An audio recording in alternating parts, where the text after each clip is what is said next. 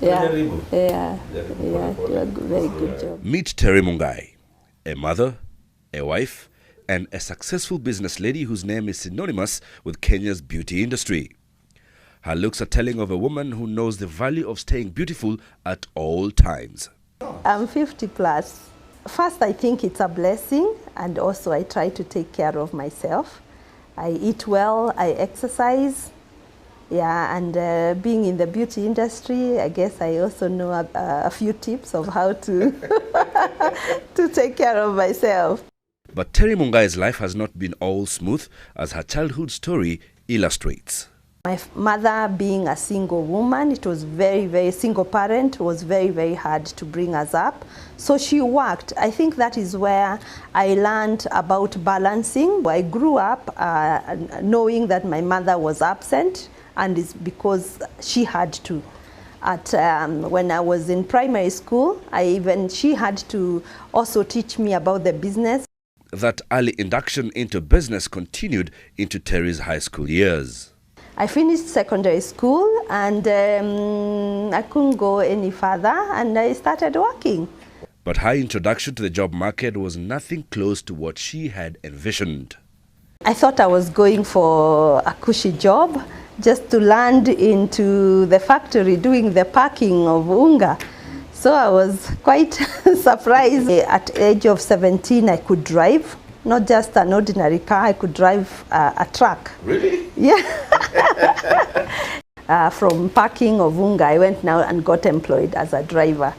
From here, she went on to work for various companies, including Rift Valley Business Machines, Alico, Kenya Farmers Association, and Israel Airlines, accumulating experience and building networks in the process. That's how I met Honorable Martha Karua. Martha had just been posted into Nakuru as a magistrate.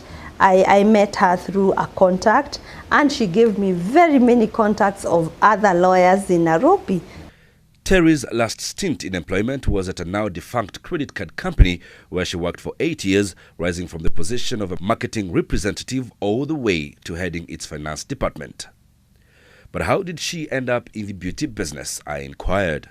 My elder son, I took him for haircuts. My husband went for haircuts. So I saw the dingy places that we needed to go for haircuts.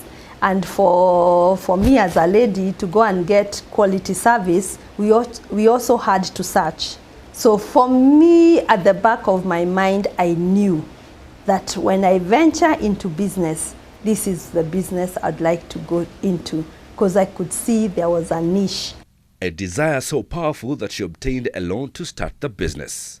But no sooner had she obtained the loan than things began to fall apart. Shock on me, the bank collapses 2 months after. In fact, after you've taken the loan? Yes. I had that mortgage, I had a car loan, so we had to pay all that. So that was hard. Ashley's now boasts of 10 branches across the city of Nairobi, including a beauty college and one in the coastal city of Mombasa.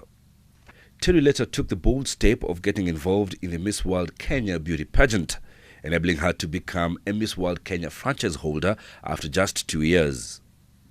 And later on I found there was no money in it, but what I found is exposure of the brand, and most importantly, what it does for the youth.